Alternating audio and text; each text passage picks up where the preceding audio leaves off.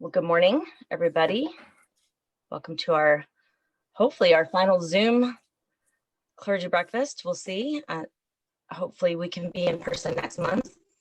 I've already gone off my title slide to the agenda slide, so you can see up here. Our goal is to do welcome and introductions the first 20 minutes, then do an opening prayer because we like to take prayer requests during the introductions, and then do some announcements and agency sharing and updates, and then a closing prayer right before 10:30. So before we actually go to sharing, I just also want to mention that, you know, when you're not talking, if you want to mute your mic, that prevents dogs barking and trash trucks backing up and all the rest of the stuff. We have a rooster now near our house, so you might hear the rooster crowing. It's not ours, not our rooster, somebody's rooster. It's a new addition to our neighborhood. So you can go ahead and mute your mic when you're not sharing. And then we will go around. I will stop sharing my screen so I can see all your faces. But basically we'll go around and share your name, the name of your organization, at your church or agency, and then let us know if you have an announcement to share later in the meeting. And then also if you have any prayer requests. We are a faith-based group and we believe in the power of prayer. And so if you have something heavy on your heart this morning, we would love to be able to lift that up in prayer. And before we go to the sharing, I just I want to say that I wanted to share this quote from John Quincy Adams. If your actions inspire others to dream more, learn more, do more, and become more, you are a leader. And I believe that's why you're on this call, because you are a leader in the community. And you don't have to have a title. You don't have to get paid. You can be a leader just because you care and you inspire other people to care as well. So I'm going to start with the first leader in the boxes. Let me stop sharing my PowerPoint so I can see all your faces. How awesome to see everybody here. And the first leader I see on my screen is Shanna. So do you want to unmute and share your name, agency, and if you have any announcements, maybe at that time you can go ahead and put your flyer in the comment section again. Okay. I'm Shanna Clevenger, and I'm the crime prevention specialist with the San Diego County Sheriff's Department, and I'm currently assigned at the Lemon Grove station. And I have a couple of flyers that I'll attach to the chat room, so you guys can, if you have any questions, feel free to ask. Did you want to make an announcement about that later? Yes. Did you want to talk about that? Okay, great. We'll come back to you. Do you have any prayer requests or anything they want us to lift up in prayer? All right. Thank you. No. Okay, thanks. All right, David, the next leader on my screen. Our two early birds. Good morning, everyone. David Shorey, Program Manager for the East Region for Institute for Public Strategies. And I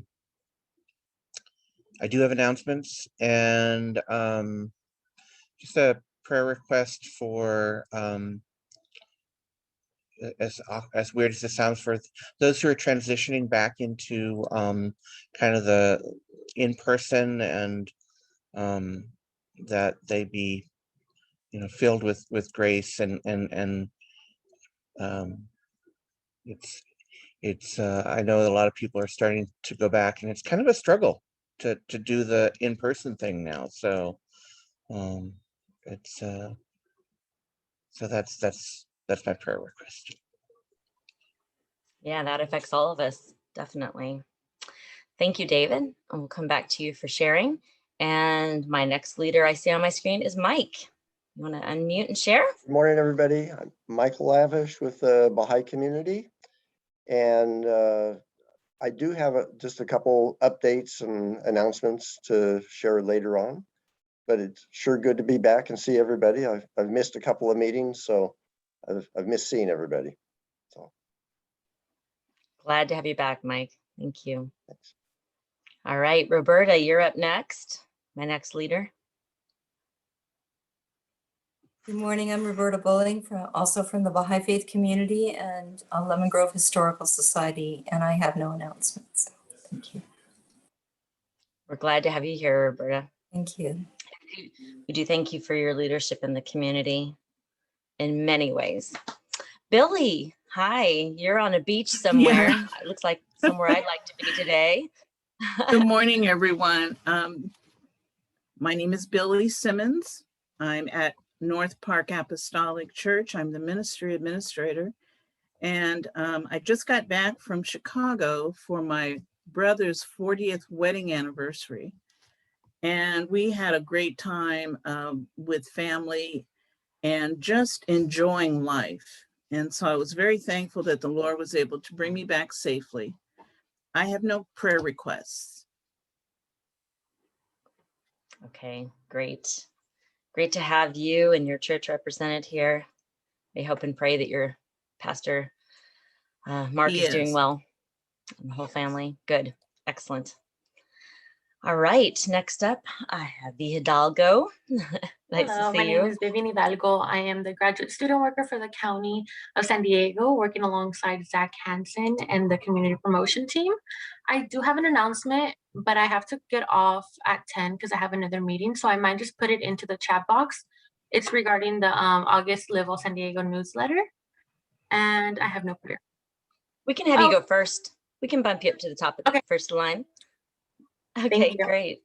And yeah, go ahead. Please do put it in the chat. If you have something to share, it's great to put it in the chat. And then everyone can save the whole chat room if you want by clicking those three dots at the bottom. At the end, you can save chat before we exit the meeting, and all that information will be saved into a text file on your computer. So thanks, Thank you. Vivian. All right, Joyce, another powerful leader in our community. Good morning. Good morning to you and to everyone. And I was just thinking about you and Mark last night. I just want to say thank you for your steadfastness and your commitment, because we met probably about almost 15 years ago. And that's what brought me to the clergy meetings. And a few years after that, I brought two of the crime prevention specialists, which brought law enforcement. And then I told other people like Jennifer, and you just guys has been amazing through the thin times. Now you're in the thick times, and I want to say thank you. And I do have an announcement, but I want to say this before I forget it, because I'm always looking to put in a good word for someone. So I met with Pastor Sharon, who took over for Pastor George. And, you know, I had to put that good word in for you guys. So the secretary, Good. administrator, she didn't know anything about it. And Pastor George's sister wanted to know how I met Pastor George and how, you know, he supported Thrive. And I had to give her my story. So really looking forward to that, working for you guys, because I had to tell them how you and Mark so successfully do the breakfast and how well it works. So I'm looking forward. Did she seem, Yes, she seemed open to it? she's open to it. Oh. Yeah, she's open to it. That So is awesome, because I haven't heard back from her, so that's good. mhm. So that's good news for Yeah. everybody. For those of you who have not joined us, we used to cook back in the day. We used to cook breakfast for everybody and share a meal together, and that time sitting around and talking in person is really valuable. I mean, Zoom's been a great thing to bridge us over, but as many of you know, my husband and I, we've shifted during the pandemic, and he is now working. He's now a full-time employee at Home Depot, and loving his job. And his benefits are going to help our small church to not have to carry our health benefits. So by him working there, that covers our health benefits. And so he is not here. He works 5 a.m. to 1:40 every day, Monday through Friday. So he will not be able to help me cook. Now, he said he would help me shop the night before, because that's a big deal. But last meeting, a number of you said you would help me cook. So we'll probably get up a schedule and, like, you know, all the different jobs that it takes to pull it off. And maybe in August, we can be back in person if I have some good helpers in the kitchen. So thank you, Joyce. Yeah, that door is open, so walk right That's in. awesome. Yeah, I had to do that. And I heard I they have changed their locks though, so we got to get new keys. They changed the locks and they changed the color where Oh, the accent walls were purple. Everything is yellow now, and it looks very, very, very good. So nice. they're just amazing people, and I just love it. And I just appreciate and love you and Mark's leadership. It's Oh, been thank you, Joyce. exemplary. And I have a prayer request because Okay. I care about the city, and I was just thinking and reading something, just, short staff, you wouldn't know that they're just operating on if I could say, a shoestring staff, Shoestring. and they don't miss a beat, and they're still making everything work. And I'm so appreciative to the city manager and her wonderful staff, and all of our city leaders. And I really would just like us to, just continue to lift them up, because the job is not easy. And it's like Absolutely. to law enforcement, it's a good job, but it's a thankless job because people don't Thankless. understand what goes into that. So that's my prayer request this morning. And I do have Absolutely. announcements. Okay, we will come back to you and we will definitely pray for the city as we open. Okay, next up, I have Leanna. I don't see her picture on my screen, so I'm not sure if you are at a place where you can share. There you are. Good morning. Want to introduce yourself, who you represent, and then let us know if you have any announcements to make later on in the meeting. Good morning. My name is Leanna LeBaron. I know most people on this call. Nice to meet you, Billy and Monique. I haven't seen Monique in a while. Last time I saw her was at a coffee with the sheriffs at what was Ryan Bros at the time. Mike, nice to see you. And Miss Roberta and Miss Viviana Hidalgo, nice to see you. Who I represent? Well, I'm a born and raised Lemon Grover. I probably represent like a million groups in this city. Agencies. Sure. So I City don't know. council. I'm a newly Yeah. elected city council member, member of the Lions Club. I'm Lions also Club. co-host of a local podcast. So I don't know, lots of things, Yeah. but I'm a local, let's say that. You're a local. And I do have a prayer request. Okay, what's up? And it is, my voice is a little raspy right now, so excuse how I sound. But the prayer request would be for people who are trying to get involved in the city and people who are trying to help our city. My prayer request would be for all of us that we continue to pray for those who are trying to lean into our city, help our city, be leaders in their own capacities in their little neck of the woods. My request would be that that those individuals get support not only from the city, but all of you on here, from everybody in our community, so that their talent and their heart that they're trying to give to the city is useful, right? So that would be my prayer request for today. Yeah, on that note, Leanna, I know Stephanie, right, Klein? Yeah. Wanted to be on, and I sent her the link. Do you know she was planning to get on this call? Can you text her real quick Yeah. and just see if maybe she didn't get the link or the email? That'd be great. Yeah. Thanks, I Leanna. texted her. You did? Okay, great. And did you have any announcements later? Or are you just here to kind of listen? Announcements. Like announcement of an event or something that you're supporting? Actually, yes, I do have Okay. some Okay, announcements. so I'll come back to you when we get to the announcement section. Thanks, Leanna. Thank you. I'm getting off at around 10.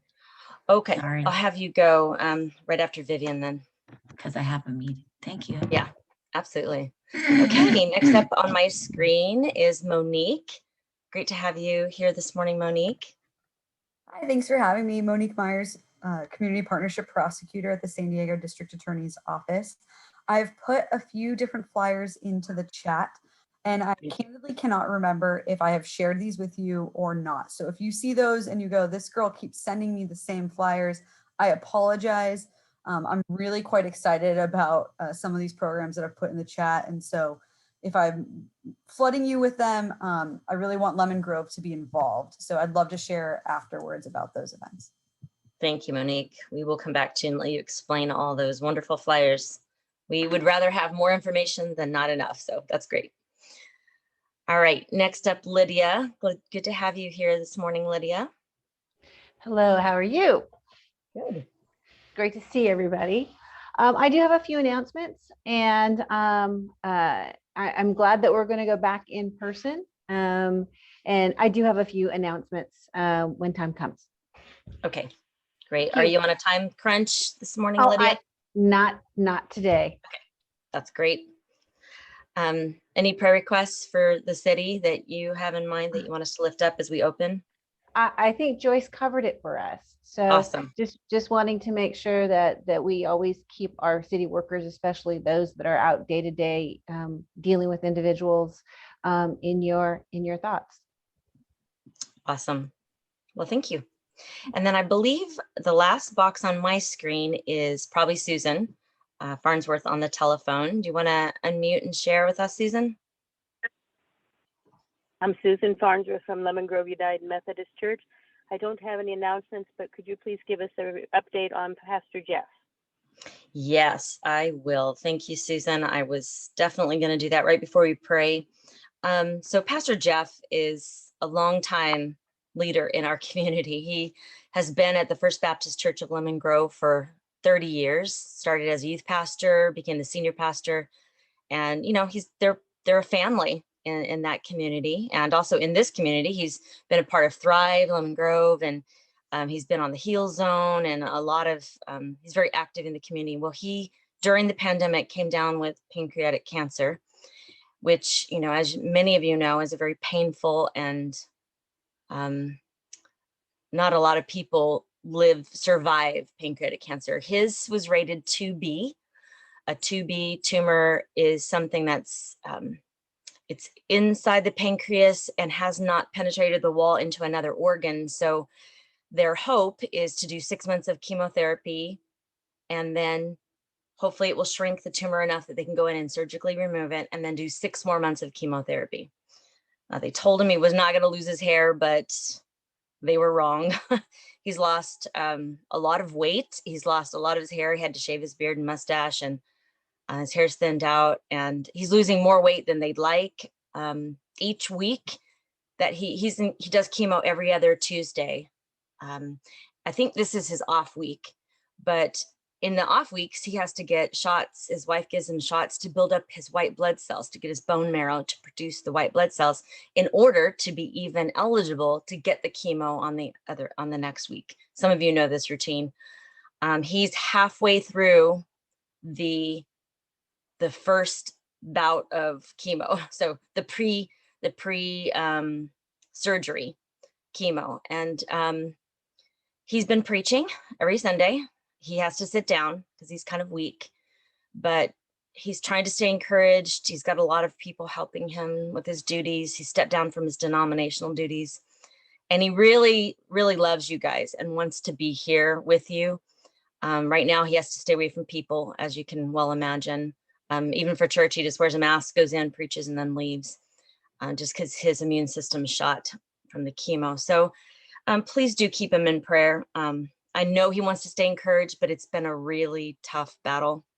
And I think the thing that we could pray about for him specifically, I think it's this week, it might even be today, he goes into his doctor to get a scan done to see if the tumor has shrunk. This will be his first scan. So the prayer would be that it's gone. That'd be the number one prayer. But that if it's there, that it's definitely small enough that they can go in and operate. So we believe that he's got more work to do on this earth. So we're going to pray that he's healed. So, okay, so I'll go ahead and pray, and then we will go into announcements. Heavenly Father, we just have a list of things that are really on our hearts today. And we want to lift them up to you because we know that you love us and that you care about this community. So I start with lifting up our dear friend, Pastor Jeff, and I pray for his scan to come back clear, and that miraculously, either that tumor's gone or it's small enough to operate on, and that you will be with his doctors and the choices they make on how they care for him, and that you will encourage Jeff and his wife, Crystal, and their whole congregation through this trial. Father, I also lift up all the people that are in this pandemic transitioning and sometimes doing both online and in person. And it's a challenge for kids in school well, they're in summer break, but summer school and summer camps and getting ready for the fall. We just pray for everybody that's transitioning out of this pandemic into quote unquote normal life, whatever that is. But we do ask for your grace and that we would all be filled with grace for one another. I also pray for the city. Lord, thank you so much that we have representatives here from the city. They really care about their jobs. It's not just a job. They actually care about the impact that they're making and the lives that are touched. And so we do pray for Lydia as the city manager. We pray for Raquel as the mayor and all of the city council members. And I know that the city staff are short-staffed, but they're working hard to do their jobs. And we just pray that you'll continue to bless them with more resources and more volunteers to help do their jobs, and that they'll be encouraged and not get discouraged, because there are a lot of people out there right now who have no problem being critical and speaking their minds on every platform. So we just pray for protection of all those negative thoughts from their hearts and minds.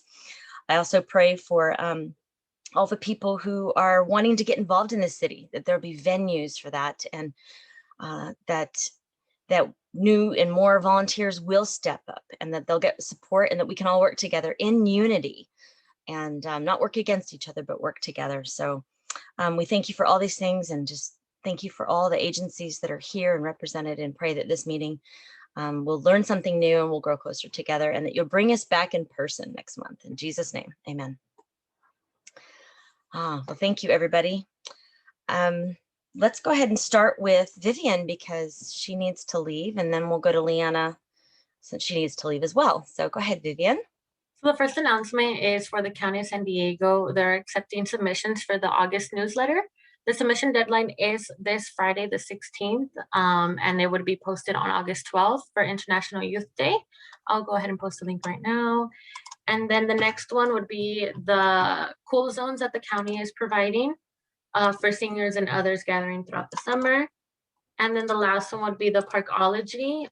They're creating a online education tool for teens that can go around the county parks and kind of do like educational activities. Oh, cool. Wait, those are great resources. And what kinds of things do you like to see in the newsletter? Just they vary month to month. This month is about the youth. Let me read it more. It's to showcase stories about the youth. Okay, awesome. I know Joyce has worked a lot with the youth in Lemon Grove, so maybe she would have something. So that information should all be in the chat room if anybody's interested. Thank you. And cool zones, we all need that. Our monsoon weather. Whew. Okay, is that everything, Vivian? Yes, it is. Okay, thank you. Appreciate that. And Leanna, you said you had an announcement that you wanted us to come back to, you wanted to share about. Are you? Yeah. Okay. I think I'll share these two. There's an upcoming community cleanup, Nice. likely to be on Saturday, July 31st. What I've noticed is that these cleanups they transcend just picking up trash, and they've actually become community building opportunities, and actually Awesome. just community building and outreach opportunities. So I've made friends with some really great people, Josh and Stephanie, and they're really big on ministering to the homeless in Lemon Grove. And I know that they wanted to bring in the clergy. Of course, that'd be the first people that they thought to include in that. And this past week, there was a cleanup, and Stephanie Klein organized it, and she got a whole bunch of people together, and we cleaned up the backside of Albertsons, and we noticed that, well, there's, a lot of our homeless population live there. for those who don't live in Lemon Grove. That's the fact of the matter. And we thought, wow, this would have been a good opportunity to have some of our clergy out here, because not only are we picking up trash, but then we can have, clergy talk and spread Right. the word, Talk. right? And Yeah, that's resources. great. So it would have been like just this ultra beautiful thing going on. So like I said, there's another cleanup. I'm going to be 31st. organizing probably for July 31st. I'm going to include my phone number in the chat so that I can, if you want the more information, you can text me. And you guys, or call me. you're pretty good about putting that out on social media too. Yeah. Organizing advertising. And one thing I saw on social media was that Josh and Stephanie were going to be out at the Lemon at 6 a.m. every single day cleaning up. Is that correct? Yes. So, Wow. okay, well, I'll make that announcement as well. Since Yeah. they're not here, I can make it on their behalf. Every morning from about 6 to 9, Josh and Stephanie are going to be at the Lemon. So right there by Promenade Park. Well, basically in Promenade Park by the Lemon. And they're gonna be cleaning up, making their presence known. And they're doing that in an effort to one, connect with people who are there who are lost to different things, addiction, mental illness, perhaps on a path of selling drugs or other criminal activity. And just to establish that we're not going to have that going on at the Lemon. We're trying to replace that evil presence that's trying to destroy our community with positive. So they invite everybody. I've been going in the mornings to meet with them and pick up trash. That's awesome. But they invite all of you to the Lemon, 6 to 9. You'll see them picking up trash. You'll see me picking up trash. So everyone's welcome. That's great. Also, I think Joyce might make this announcement, but just in case, there's going to be a food bank too that the Lions food Club drive. hosts in conjunction with Thrive and the city. There's going to be a food bank this Saturday morning. Friday, we're packing food Friday. And then Saturday, we're handing out the food for anybody who wants to volunteer. I think you could get in touch with probably Jennifer Mendoza to ask if you can volunteer. So Yeah, Friday to pack the food, Saturday morning to distribute the food. Yeah, so here's the flyer for that from Lions Club and yes. Thrive and the city. So I know they do need help. It's usually 6 p.m. on Friday night packing food. So as she said, you can get a hold of Jennifer Mendoza or Joyce and let them know if you can help, and then also help handing out food. It's something we've been doing through the pandemic, down to once a month. And I'm really grateful to Thrive and Lemon Grove and the Lions Club and city for continuing this on even after the grant money ran out. So thank you, Leanna. Thank you. I think that's it for right now. Okay. Oh, Awesome. in a month, there's going to be a cornhole tournament, August 7th. I saw that. The funds are going to go to support the San Diego Center for the Blind. And it's going to be hosted by the Lemon Grove Lions Club. We're working together with businesses in Lemon Grove. So I'm going to post my phone number, and I actually don't have the flyer with me right now. But for anyone who wants more information, please text me or call me. Yeah, I saw that on social media somewhere. I'll try to find it and then send it out with the updates from the meeting, because it looked really fun over at the 13 Point Brewery. Yes. On Saturday, August 7th. August 7th. The tournament starts at 4 p.m. and the proceeds benefit the San Diego Center for the Blind. That's one of the things that the Lions Club supports is the blind. So yeah, that's awesome. You all know where cornhole is, right? Right? Okay. It's such a Midwest thing, but it's made its way all the way to California. So that's cool. Thanks, Leanna. That's awesome. Thank you all. Okay. Shanna, I think you're up next. Hi, everyone. Let me turn my camera on here. So I did attach the video for our National Night Out, which is coming up soon. It's August 3rd from 5 to 8. And I'm really excited this year because last year we had to do the drive-through, which was horrible. Defeated the entire purpose of meeting the community and, getting to know the kids. And, the kids like to take pictures with the deputies and, learn a little bit more about law enforcement. So really excited about this year. Have a lot of great participants and look forward to seeing you all there. And I do have the cornhole flyer, so I'll attach that right now. Oh, perfect. Thank you. So the Clergy Association has typically had a booth at the National Night Out, back even when it was on the promenade and then in Rite Aid's parking lot.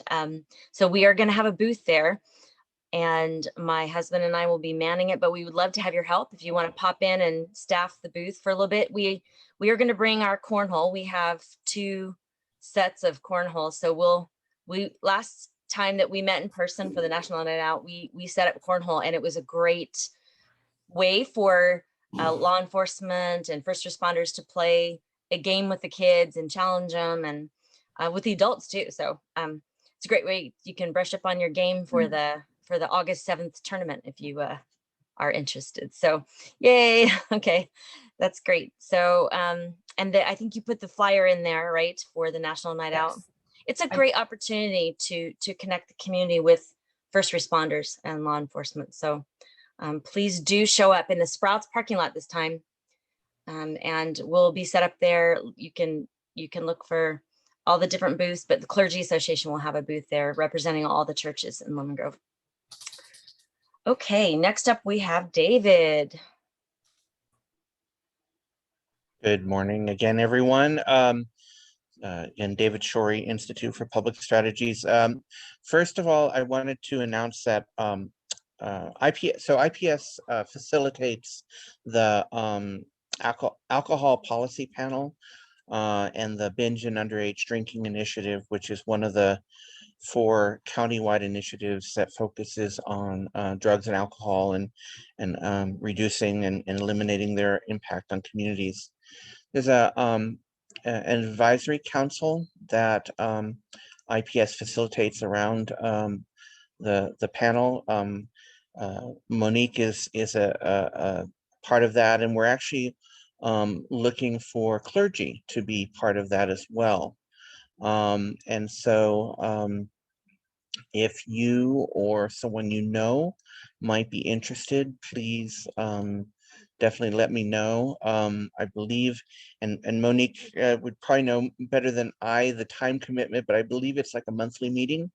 You know, it's basically to provide input and guidance about some of the efforts that we're doing, and to serve as a clearinghouse for kind of trends that you all are seeing and things that you brought up both to county government as well as to the other prevention providers in the county, and to help influence and guide the work that's being done around you know, binge drinking, underage drinking, over service, over concentration, all those variety of different things. So if you, like I said, if you or there's a clergy member that you think would be interested, I'll put my contact information again in the chat, but let me know. We'd be happy to reach out to them directly, or if you want to do an introduction. We really feel that having clergy involved in this is very important. And I know that you all as the Clergy Association have been intimately involved with addressing a lot of these issues in Lemon Grove. And so I just felt like it'd be really awesome to have a Lemon Grove clergy member involved. Do you have the time and day of the meeting by chance? I do not. Monique, okay. Do you? The meetings are actually quarterly, so it's not okay. meeting, it's a quarterly meeting. And I don't have the info off the top of my head, but I can look back in my calendar. Okay. And tell you just an idea. When it is. But it's usually so it's quarterly, but they have monthly events. So I think that might be why David was confused about the monthly. The monthly events are events that are open to the public, and they're educational events. They're all day events, but they're broken up with a certain topic in the morning and a certain topic in the afternoon.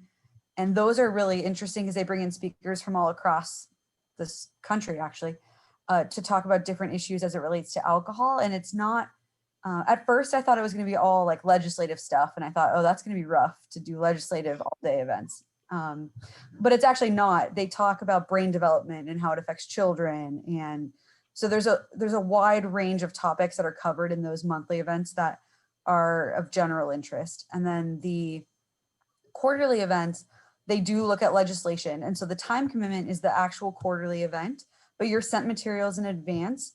And so you read those materials in advance so that you can talk about it at the meeting itself. It's not a significant time, other than the meeting itself, it's not a significant time commitment. So that shouldn't be of concern to anyone, but I'll look at my calendar and see exactly when it is, and I'll share that with you. And I'll put in the chat a link to the alcohol policy panel's website, and that's worth checking out too, because I think that that does a good job at expressing just the overall point of view of what the panel is trying to do. And you can also see who the other sector leaders are. So I'm a sector leader. There are sector leaders from all different areas. So including retired police chief Carter from the Escondido Police Department, Lieutenant Amos from the Sheriff's Department. There's a wide range of people. There's representatives from the hotel and restaurant industries. So it's a wide range of people, and that might be of interest too, to kind of get a flavor of what happens at those meetings. Okay, great. Thank you so much. That would be a great something for like a youth pastor to be involved in, you know, dealing with the youth and being educated on that. So I'll try to get the word out for that, and see if any of the pastors or clergy that aren't even present here today might be interested. So thank you. David, do you have something else? Yeah, I do. Okay. And I'm not going to out anyone, but someone already contacted me who may be interested. So Yay. Oh, that's awesome. That's fabulous. The other thing is that you may have heard that I did a presentation to the Lemon Grove City Council around fentanyl, and so this is part of a ongoing effort that we're going to be doing over the next year or so to do more public presentations now that COVID is wherever COVID is right Diminishing. now. Well, we hope, but We hope. Delta variant, yeah.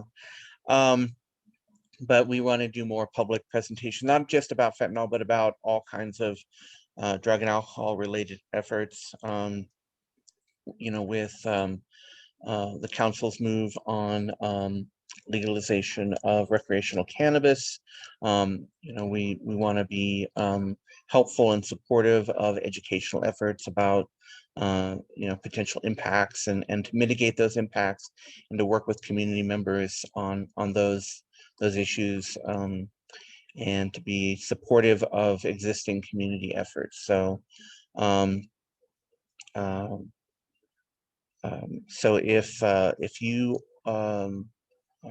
as we move forward, we'll bring those up, and if there's particular communities that you'd like, particular issues you'd like for us to talk about, please let me know. And then we will be doing a Speak Well training. I believe that we're going to be moving it to September, the date to be announced. We were going to do it in August, but there's some schedule conflicts, so we're going to move it to September. And again, the Speak Well training is for those who are interested in learning how to speak to the media and how to speak before city council, to make sure that you're getting your point across within those 3 minutes, or with a media interview, that 30 seconds that you really have. And so we'll be advertising that, and just really appreciative of all the work that everyone is doing here in Lemon Grove. Thank you so much. And I lied. I looked at my calendar, and I have an asterisk to myself next to the last event saying group is considering changing schedule of meetings. So I don't actually know when the next meeting is and how often it is, because I have that note to myself of the group rescheduling how often they're going to be meeting. So I don't know the answer to that question. I apologize. Okay. Well, when you find out, just let us know. Just and I guess if David already has a possible volunteer, then definitely. Yeah, but we can have multiple ones. So sure. It's not, if other folks are interested, I don't want to deny that opportunity. And I will also get with Craig Reed, who's the director of the program, to get all that information. I apologize. don't know why I didn't bring it to the meeting, so I apologize. But I will No make, worries. we either Monique or I will get that to you ASAP. Okay. Awesome. Thank you, David. And I just want to welcome Harriel and Jennifer, who've popped on since we did our introductions. Good to have you here today. And before next you up go I- any further, can I Yeah. just interject something with David as well? Sure, of course. Because many of you know I worked for IPS for 10 years. And I think it would be good. I'm going to ask David, if you don't mind, if he could share the clip of our Nardine speaking when the city developed a policy for the parks.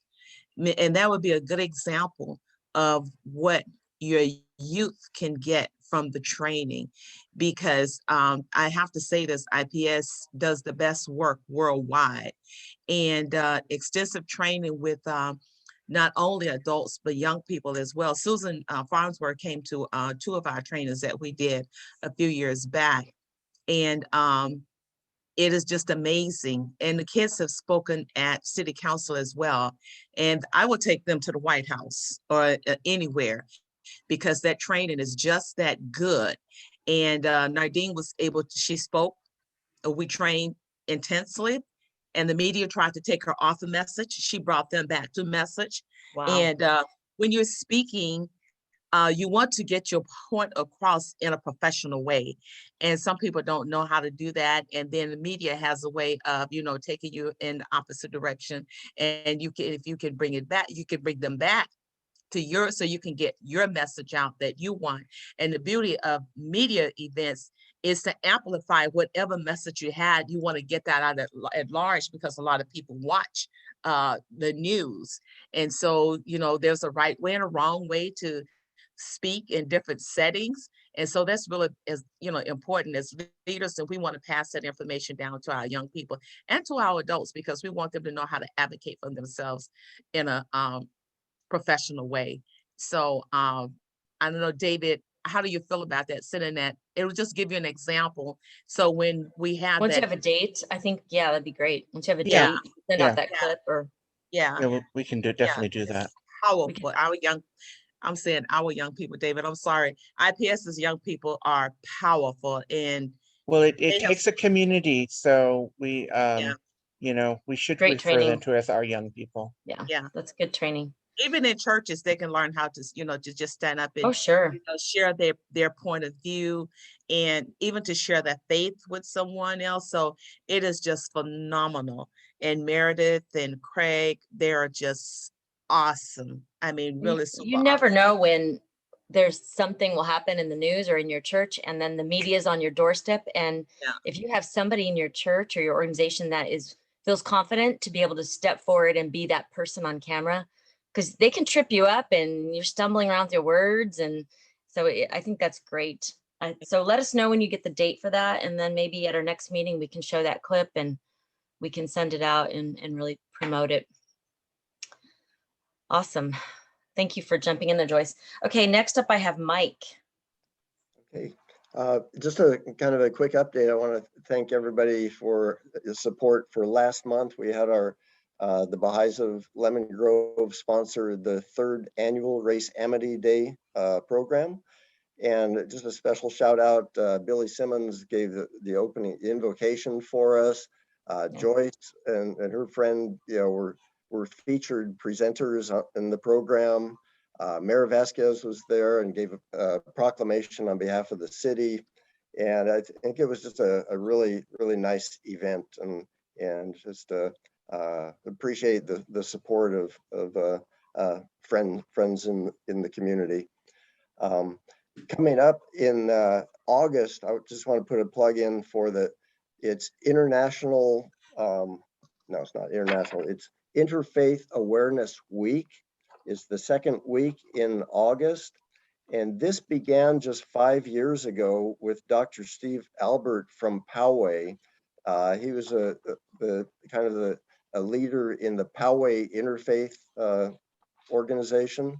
It spread to San Diego County. I think 2 years ago, they got a proclamation from the state of California making Interfaith Awareness Week in the state of California. And it has since gone nationally and internationally in just 5 years. So the interfaith movement is very strong, very exciting. I'm going to put a link in the chat. You can get more information on it if you'd like. They're looking for anybody that would like to promote their ongoing interfaith efforts in their program as well. So second week in August, and it looks like it's going to be ongoing every year. So I'll put Great. that in the chat. Thank you, Mike. That's awesome. All right, Joyce, you're up next. Okay, I'm gonna use my notes. Okay.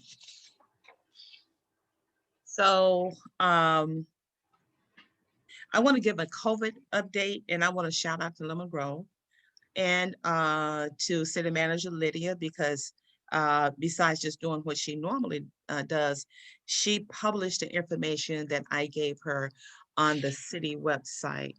And I want to say thank you to Lydia.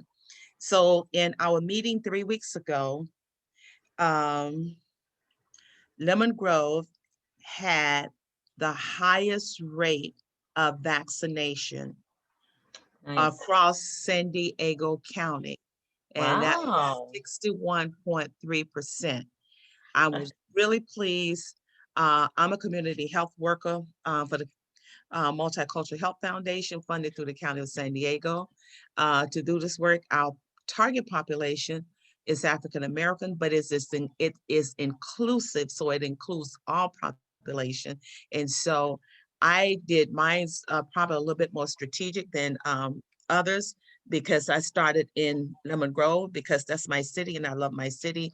And I targeted every place that I could target and gave the information out, gave presentation and talked to people. And so I'm really happy to say that 61.3 and the highest across San Diego County. So I'm hoping we can continue to get to like 100%, hopefully. And some of the low-income complexes like the Citronicus, Ginger allowed me to work in there. So I'm just really excited about that. If there are other low-income or senior complexes that you know of, please let me know so I can get them information. I do have the hand fans, and so we're passing that out too, giving that to churches because it does have the COVID message on there. So, and if you or any of the clergies want those fans, I picked up 500 on yesterday. I am happy to deliver them to you all. And I want to say it again, shout out to Lydia and all that she does to support our efforts in all of our work. Now, the downside, as of last night, there were 800 cases, COVID cases since last Friday. And this is probably due to the 4th of July. So we're encouraging, and I'm encouraging people to be extremely careful. COVID is not gone anywhere. It seems like it's going to be here with us for quite some time, along with the Delta variants. So be really, really careful. And you even might want, we're getting buttons that says I'm vaccinated. So, and I'm going to share those as well. So I'm encouraging you all to be very, very careful when you're out, because a lot of people are not vaccinated and they are not being honest or considerate and wearing a mask. So that puts other people at risk. Joyce, is that 800 in San Diego County? Yes, ma'am. Okay. Since last Friday, which was over the 4th of July weekend. Joyce, just for context, could you tell us what it was like before the 4th of July weekend? I think I know, but just what were we at kind of averaging before that? Okay, if I can find, I'll look for that and then I'll send it out to Ann and she can send that out. Okay, I think it was 200. I think that's the 200 it was, but okay. I don't know if you know how much it grows. San Diego County was doing very well. So then. Might have quadrupled. I mean, it looks like it might have quadrupled. Well, whenever you Right. have large gatherings, you Yeah. know, things like that, Makes sense. that's already always the potential. So this is what my husband said. He's a pastor, and he said, you know, I cannot make you do what the federal government has and CDC has said that you can do. He said, however, I'm asking you to be considerate. If you have not been vaccinated, in here we're asking you to wear your mask. And I thought that that was fair and that was considerate. And I personally don't agree with the way the CDC gave the guidelines from, you know, for us opening it up, because it's what we did. If you think about it, all the washing of hands, which I've always done because I'm germophobic, and wearing the mask, what got us to where we could open back up. So open back up, but keep the guidelines in, you know, in effect, you know, until we just get over the hump, because we weren't over the hump. But I know everybody was ready to open back up, and so am I, and so was I. And I agree with that, but I think if we had to just continue the guidelines, we would be better off. And I also want to share that Thrive was awarded a $7,000 grant from SDG&E. It is an environmental champion grant. So we're really, it's for the community garden. So we're really excited about that, because it will allow us to do some of the other things that needs to be done in the garden. So grateful for that. Met with Pastor George's sister, Pastor Sharon, on yesterday, as I mentioned earlier. So a part of the purpose of the garden is not just the people in the garden, 41 people, but it is to impact the community at large. And that's what I shared with Lydia when I met with her. So our tagline is Lemon Grove, not just the 41 people there, but Lemon Grove grows healthy. So we are to help other people, you know, garden. If you don't have enough space, we can show you how to garden with not have enough space. For example, we have a grow bed in the garden now where we are growing potatoes in that grow bed. A person that has an apartment, that live in an apartment, if they have a balcony, they can do that on the balcony. They can pot grow, which I started growing last year because I want to show people that it can be done. So you can have organic vegetables. They're the best. No pesticides. So we want to be healthy. So with all that said, we're going to be starting our nutrition classes and our cooking classes. So Jennifer, I'm going to call on you for that, chef, again. And I talked to Pastor George because he partnered with me years ago with IPS and Thrive. And when they built the building, I wanted to know if we could use that kitchen because it's a perfect place. So we'll be doing cooking classes in there and nutrition classes. We'll be zooming out because I'm not comfortable with bringing a big group of people in. So we'll do it there because like Ann does the cooking and Mark does the kitchen, was doing the kitchen, the cooking before. Everything is in that facility, so it's perfect. And with nutrition classes, we have the TV there and everything, so we can have our speaker. I will be there and we will zoom out so the community at large can get the information, because some people don't know how important beets are. And it's a big thing. It's a hot topic right now. Beet powder for everything, and people are swearing by it. And so, and perhaps there are some things, from the nutritionists that they aren't growing that they can grow to help them be healthy. So this is what we're all about. Lemon Grove grows healthy. The community garden at large is to impact the entire community. And we are grateful for the growers that we have.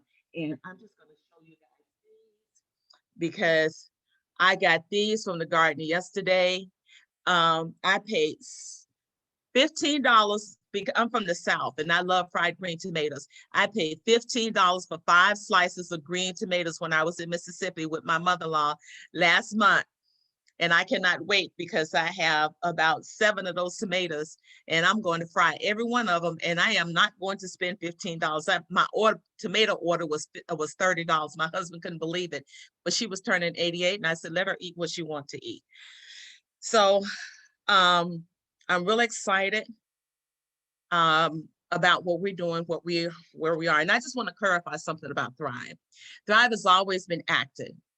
However, when the garden, I learned this from IPS, where the readiness is, that's where you focus your energy. And then you go back and pick up some of your, your other committees and your projects. However, our other committees and projects were still active. It just wasn't, and we weren't having monthly meetings, but we have many partners and sponsors, which I'm glad of. Harry L., thank you so very much. We are going to be talking to Lydia, and she can tell us yes or no or not yet. We're not ready yet, but we are going to be looking to resume our project, the multicultural project in the promenade, because this community engagement is bringing people together. And also music on gospel on Sunday afternoon with Harry O. And that's just informal, but just good music out there. Music always bring people. And that's what we're all about. And I would just give another shout out for IPS, because they do the best prevention work in the world. And I learned so very much from them. Thank you so very much. And thank you, Ann, and all those who have partnered with me, with Thrive, down through the years, and IPS down through the years. It takes a community working together to be Agreed. successful. Thank you. Thank you for all your work, Joyce. Appreciate it very much. Enjoy your tomatoes. So next I have Monique, and then Lydia. I have you last, unless you need to go before Monique. Just let me know. No, I actually have, this is one of the rare days in which I don't have back-to-back meetings. So it's awesome. Nice. Okay. All right, Monique, go ahead and take the floor. Great. Can I share my screen? Yes. Let me see. You should have. So this is the event that I wasn't sure if I've been sharing with you over and over again or not. This is the Families in Motion event that we have coming up starting on August 10th. Can you see my screen? Yes. So I put the flyer in the chat earlier. It's a clickable flyer so people can just register. This is an event for teens and their caregivers to log in virtually with the DA's office and SDPD on a weekly basis for 5 weeks on Tuesday nights. And the idea behind it is to cover topics that are of interest and stressors on teens. So we talk about human trafficking and social media, drugs, gangs, mental health, things like that that might be of interest to them, domestic violence. And they can actually engage directly with experts on these topics and ask their questions directly. The goal is for teens and caregivers to have a mutual understanding of a certain topic, and they hopefully can continue talking about these issues once we log off, but that we're creating a shared understanding, a shared language between everyone, so that they can have kind of more productive conversations after us. The program is free. It's also available in Spanish, so we have a Spanish interpreter available for them to use if that's of interest too. If there are other languages that are otherwise a barrier, they can always reach out and let us know, and we can work on finding an interpreter, but that's what we have set up right now. I will tell you that this is our 4th or 5th time doing it, and I don't think anyone from Lemon Grove has signed up in the past. So I really do need your help in getting the word out to families about it. It's recognized by certain school districts for community service hours. We will, if the school district or school agrees, we will verify that they've participated and share with the school district how many hours they attended. But it's an interactive forum. The goal is for them to participate in the entire program, but they don't really build on each other. So if they, have soccer practice or something in the middle and can't attend one of them, that's okay. But the real goal is for them to attend all of them, so they have a toolkit of information and resources. Probation has also agreed to recognize it as community service hours. So if they're on probation, that's another avenue, but it's not required, and no one has to do it for community service hours. These are just certain incentives that might be available to people. So that's in the chat. And then there's one more thing that I want to share, and I'm a broken record with this, and I know David Shorey is as well. The other flyer I shared is about fentanyl. This is the newest fentanyl flyer put out by the county and the DA's office and law enforcement. And it has, what fentanyl looks like, what are certain signs of overdose, and then what to do if you suspect that someone is overdosing from fentanyl. I know that I've talked about this a lot with the group, so I'm not going to go over it again, but we are on track with breaking more records in terms of fentanyl overdose deaths. And this is not one of those records that you want to break.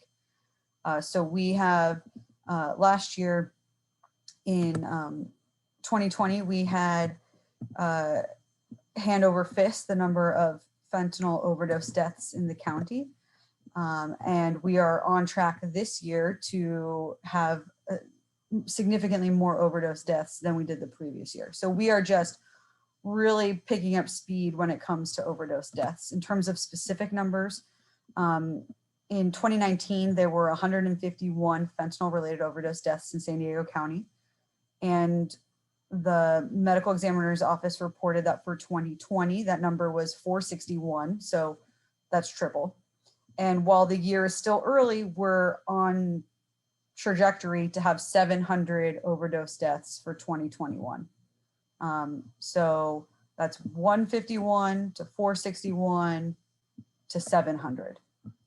And so you can see how that's a very troubling number, because we're on record pace. And again, these are not the kind of records you want to have. And it's affecting all areas of San Diego County and all different demographics. So if you were to do a quick Google of fentanyl overdose deaths in San Diego County, you will see that there are 50-year-old housewives who have overdosed from fentanyl, and there are teenagers who have overdosed from fentanyl. It's an equal opportunity situation. And we're seeing the fentanyl overdose deaths with people who think that they're taking what would be prescription grade medication, but obviously it's street medication, so it's not from the pharmacy, but things like Oxycontin and Xanax. So a lot of people initially think, oh, well, those are people who are using, the fentanyl overdose deaths must be people who are using heroin or they're using meth, but that's not the case. It's being laced into pills that appear very real. So I've talked with DEA lab analysts, and the lab analysts who spend their life looking at controlled substances, are unable to tell the difference between the real ones, the pharmacy grade ones, and these street ones, because they're using the correct colors and what's it called? Pill presses, so that the logos and the identifying marks on them are identical. So it's like really, really good looking fakes, right? It's not Prada. It looks like Prada, except when you actually consume it, it's not. And the problem is that a minuscule amount can result in death. So 2 granules of salt is sufficient for someone to overdose on fentanyl. Jennifer? I see Councilman Mendoza. Sorry, yeah, I'm here. I have to unmute, and I'll let you see me. I guess, you know, and thanks, David, for your presentation at our last city council meeting on fentanyl. It's pretty scary. But what I don't understand is it sounds like no one is walking around saying, oh, I'm looking for a fentanyl dealer, you know? Like, I think the word's gotten out that this isn't something that you want to knowingly take on purpose. And then I don't see why there's even a market for it, because if I was a drug dealer, I wouldn't be selling it, because I'm killing all my customers if I sell it. So I guess I'm just kind of mystified as to why it's, you know, why is it even being put into, you know, people they're looking for cocaine or they want heroin. Why would a drug dealer even put fentanyl into, mix it in with other drugs when they know there's a high likelihood that it's going to kill the person that they're giving it to? That's a great question. And it comes down to finances. So fentanyl is very, very inexpensive. And so you can make fake pills with crushed up Tylenol or random things, put some fentanyl in it, hope it's the right amount, quote unquote, the right amount that doesn't result in overdose death, and sell it for a significant amount of money. And so it's a financial situation. It's not anything beyond that, frankly. And so it's very easy to mix it in. And what happens is the way that they mix an example that sometimes people use is that it's like mixing cookie dough, but not doing a very good job at mixing the batter. And so there might be some clumps of fentanyl that happen. And when there's a clump in a pill, that's an overdose. But for other people who didn't get the clump, they're not going to have the overdose. And so it's a risk reward sort of situation for the dealer of how they're still able to sell it. And yes, you're looking at it from but I'm not going to have a repeat client if my client dies, right? But there's a certain margin of loss, I guess, that they must have factored. I'm speculating here, but there must be a margin of loss they have factored in that it's okay, because the fentanyl is very, very inexpensive. And so it allows them to sell a lot more drugs for a cheaper price. We've seen the same thing before in the past where I'm sure you heard this, at different times there'd be batches of drugs that had been laced with other things. Sometimes it's rat poison, sometimes it's baby powder. I don't know. Harold looks a little confused, but yes, that's a thing that has happened in the past. And it's really just trying to make it cheap. It's depression when, if you didn't have an egg, you put some water in it, or if you didn't have milk in a recipe, you put some water in it. And at the end you have a bunch of water. I don't know if you're familiar with that. My grandma has told me about this. And it's like that. They're just cutting the product to expand the quantity. So they have a broader reach. They can sell more stuff this way because they have, quote, watered it down. It's lethal what they've done, but they have watered down their product. Or it's just, baby powder that's been pressed in such a way or something else, right? It's not even close to the product being watered down. It's just a whole different thing. What's different? Billy had her hand up. Yeah, I was just going to mention, I have a client that has done a lot of that. And one of the things that you have to understand the mindset. The mindset is, I want to get high. I want to get higher. And so whatever it takes, they'll pop multiple types of pills and go and party. And sometimes they just black out. Other times they have to go to the hospital. But it's a risk kind of a thing. And so they're willing to take that risk. It's a lot different than when you just used to put marijuana in and make brownies. It is totally different. And the mindset is totally different. Yeah, thank you, Billy. And some people actually do want fentanyl. So there is a population that does want fentanyl. That population is seeking it because it's a higher high than heroin. And so there is a population that does want fentanyl, but there is also a population that doesn't appreciate that it's actually mixed in with the Xanax or it's with the Oxycontin. A common comment made by youth is that, well, I know so-and-so who bought it and they were fine. Mm-hmm. And it's like, yes, that person was fine that one time, but you're basically playing Russian roulette because that one time it was fine does not mean that the next time it's fine. There's also the issue of, depending on the age of the person, this belief that it's actually pharmaceutical grade, like, quote, it's Xanax, so it's fine. That's a medication that you get at the doctor's office, and so it's fine, without appreciating that, yes, this was made in someone's garage and it was stirred up in a trash can or something, right? It was not made at a pharmaceutical grade laboratory with all of those requirements that go into place for that.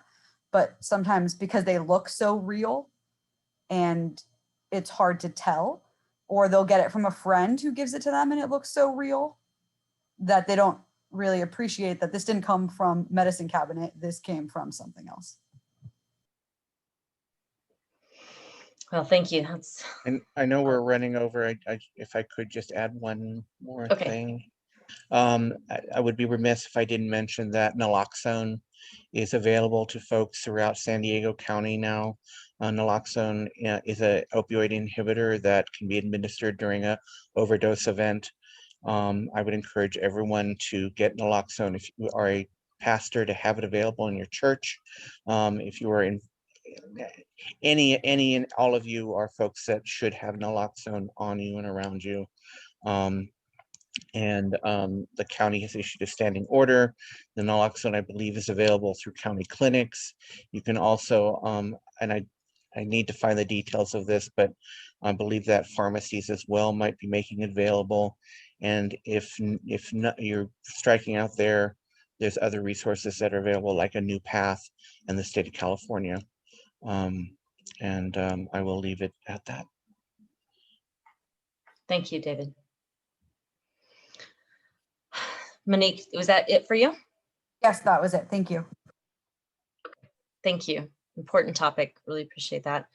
Lydia, save the best Oh, for well, last. thank you for that. And you know, my items seem so non-important compared to that last discussion.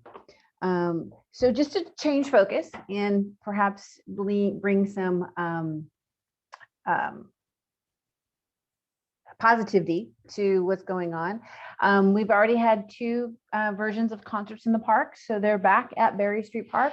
We're doing them every other week just to ensure that we're not creating super spreader events.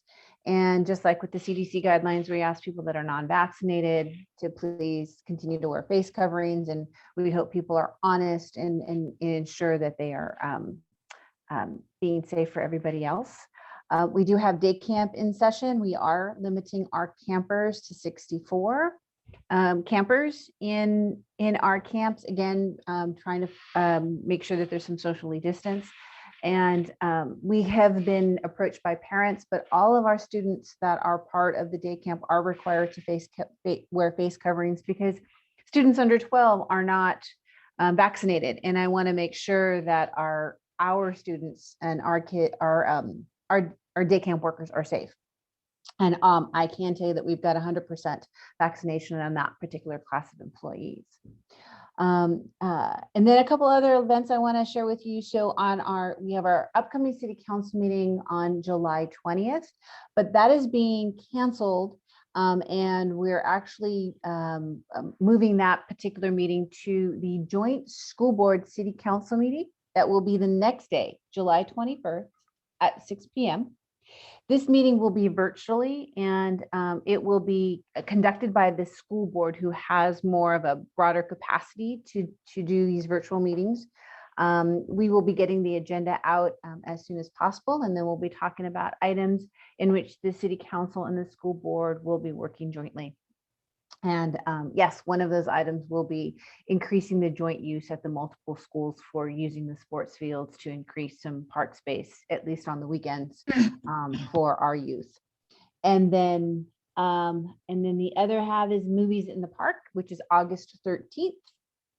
The movies start at dusk, but we have laser tag coming in at 5:30 for the kids. So please be there. And then the last thing is the State of the City address. We're back to an in-person State of the City address.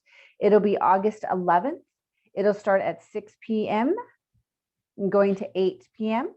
And it'll be at the community room in the library. And we're restricted on hours for the library. We need to be out of that community room by 8 p.m. So that's why it'll be short, and we'll be working on that. I think most of you may have received already a save the date. But if not, invitations will be coming out shortly via Evite. And with that, David already said that the City Council passed the second reading of to allow recreational marijuana. Now, what that means is it doesn't mean that there's going to be additional marijuana stores in Lemon Grove. All it will do is allow those that have a medical marijuana store already open to allow them to sell recreationally. Or for a group to come in, instead of selling just medical marijuana, they could just sell recreational marijuana. All the same constraints of distance requirements, sensitive uses, all of those guidelines are still in place. It just really allows a different type of commodity to be sold by this retail chain. And then the second phase of that particular ordinance, it allows the other parts of the industries to develop if they would like to come into Lemon Grove, such as legal indoor grows. Again, they have legal requirements they have to go through for our ordinance. Any R&D, so any industry that wants to work on creating a new edible product may set up a manufacturing company in Lemon Grove. And so those are all provided in the proviso. All of those products will be subject to a business license excise tax, as was approved by voters this last November. And with that, I would be happy to answer any questions anybody had. Thank you, Lydia. Does anybody have a question? Leanna? Yeah, Lydia, would you just clarify, is the city school meeting going to be at 6 or 5? Because I 6. have noted 5. It's 6 o'clock. 5 o'clock is their closed session time. 6 o'clock is the open session. Yeah. So council needs to be there at 6? Yeah, it'll be virtual, yes, at 6. Got it. Thank you.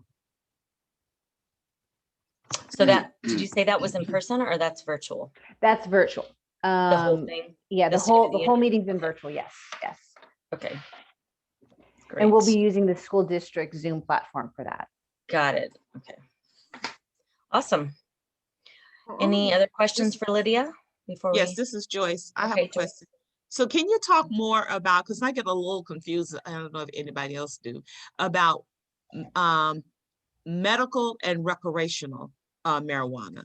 So the two differences is medical marijuana is available to persons 18 and up with a doctor's note. And the doctor's note is, in my opinion, a little misnomer. You can go to what they call a dial-a-doc and you can say, oh, I have anxiety. Oh, I have migraines, or, I'm having a tough day, and they'll give you a prescription to buy medical marijuana. So it's an 18 and up retail product. For recreational marijuana, you have to be 21 and up to purchase it without a doctor's note. That's the only distinction, is the age of purchase. And when you say growing, are you referring to being able to grow marijuana? Will that include new sites here in Lemon Grove? It depends. If there's a warehouse site that someone wants to create an indoor grow operation, say that they're cultivating a particular strain, that they certainly can do that. They have to follow all state and city guidelines for that and get I believe it's a minor use permit to go through that process. We have not had any applications. However, we were trying to be forward thinking, and if the market were to move in that direction, we would have the opportunity if a business wanted to come in to do that. I do know that we have one existing, the Boulevard, which is up and opening. They have a lot of warehouse space in the back, and they have approached us in the past to some grow operations on very particular strains that are proprietary to their particular dispensary. So I'm sure we'll be seeing an application from them in the next couple of months to try and do a small grow operation for them. Okay, and so you kind of answered my next question. I was going to say, do we have a capacity in Lemon Grove for that? Because I don't see very many. Actually, I'm just not aware. I'm probably not thinking like that. Warehouse type spaces where it's not in a congested business area. That's correct. It's probably closer to the federal San Diego side.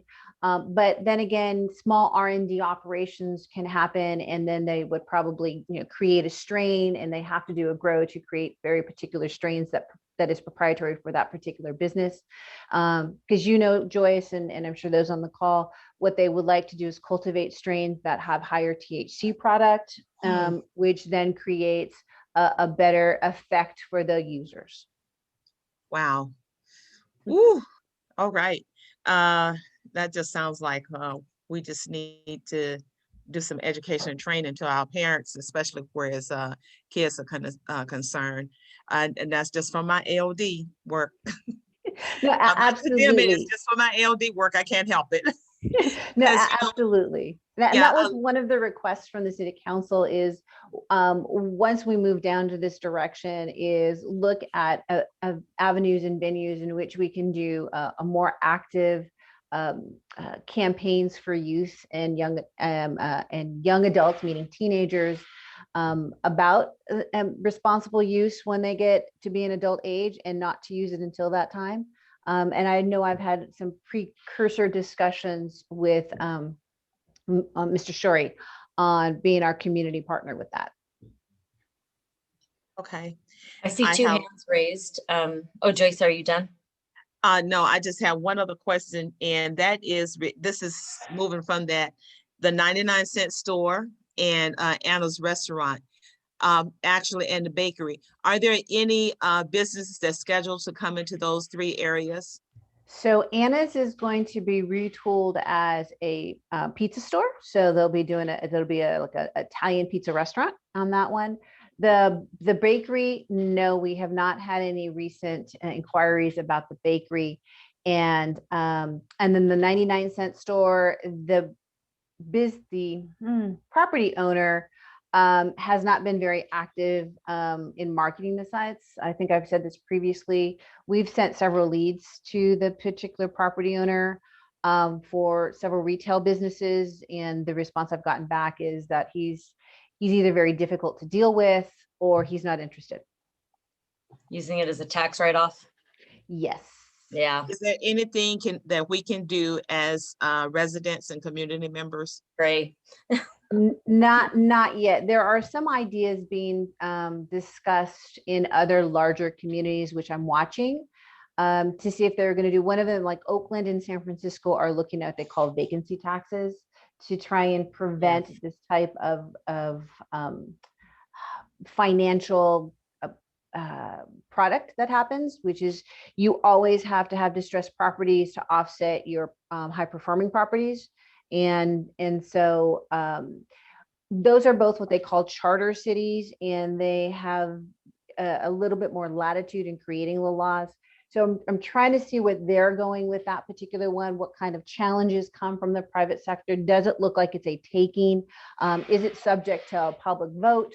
So there's a lot of moving parts. It's a very complex idea. So I need to wait to see what those 2 larger communities do with that particular product, to see if it's something that a general law city that has more restrictive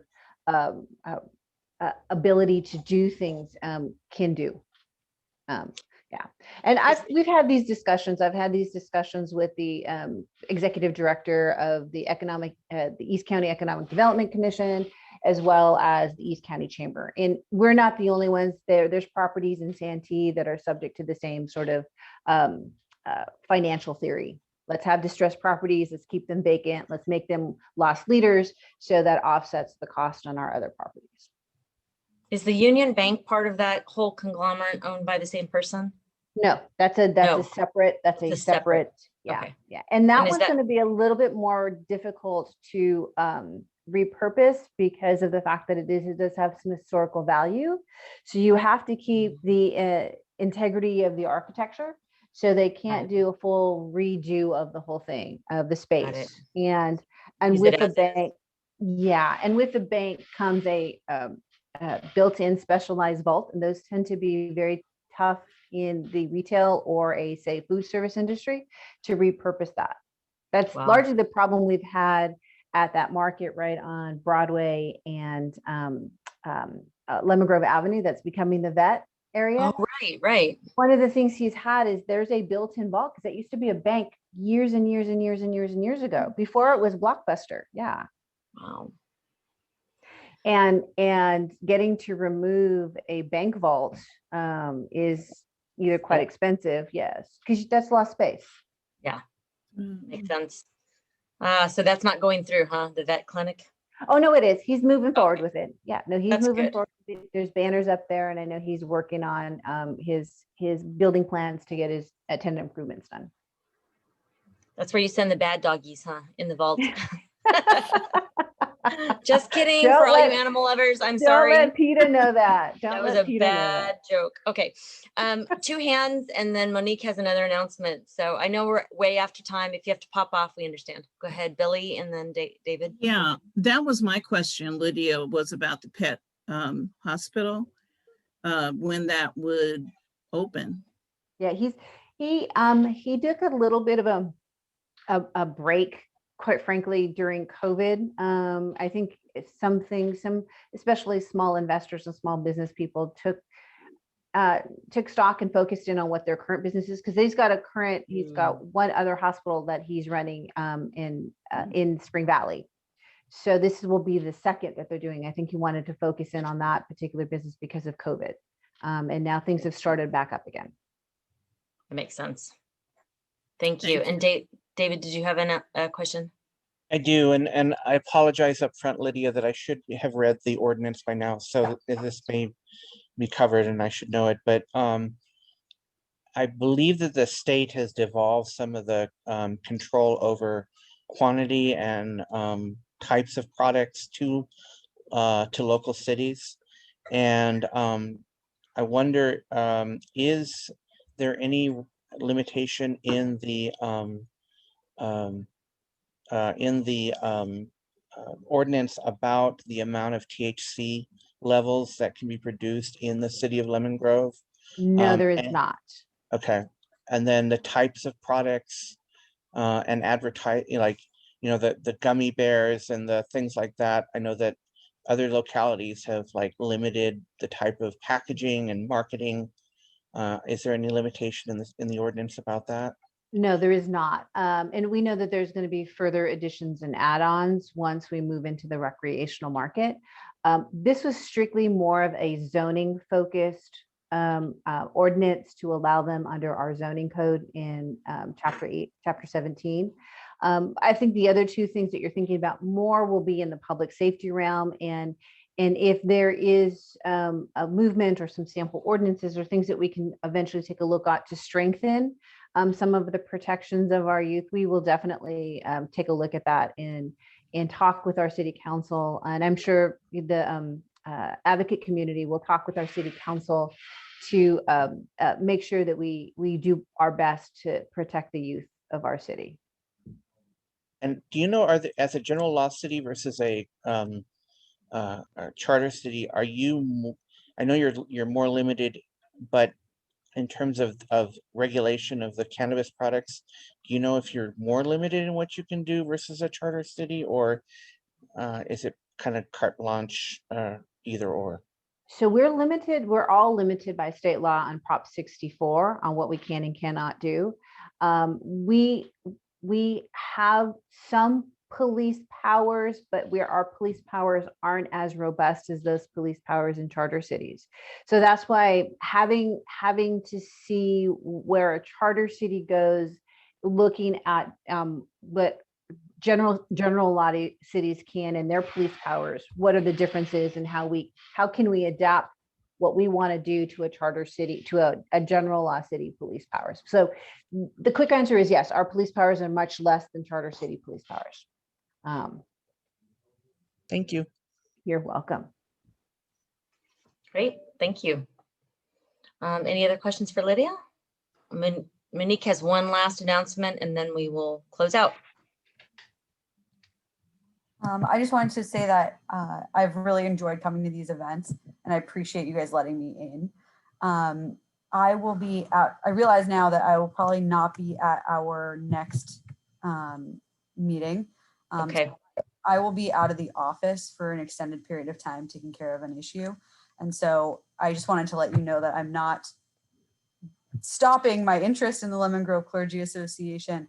I just am taking some time out of the office. So there might be a different prosecutor from our office who might periodically attend on my behalf. I don't know if it'll work with their schedule, but I just wanted to let you know that I'm still very interested in the Lemon Grove Clergy Association. And please don't take my absence from meetings as indicative of not being interested. I just won't be in the office. So I just wanted to share that with you. Thank you, Monique. We've really appreciated your input and involvement. Thank you for representing the San Diego County. Okay, it is 10:48. I know we've gone over 20 minutes or 18 minutes, and I appreciate you all hanging on till the very end. Thank you so much. I just send blessings your way, and please stay in touch, and I will be in touch with you to let you know for sure if we're in person, but it sounds like we should be able to be back at the lagoon hopefully in August. So that would be the second Wednesday. I know Harrell's clapping. The second Wednesday in August is August 11th. So mark your calendars, and I will send out an email asking for volunteers to help me cook and set up, since I'm missing my husband, who is an industrious worker. He works really hard and really fast, so I might need a couple people to replace him. So, so thank you very much for being here today. I appreciate it, and we'll I'll try to get some of this information sent out to the rest of the clergy that are not on this call. Have a great week, everybody. Bye. All right, thanks, Anne. You're welcome. Bye. Thank you, everybody. Bye. Bye.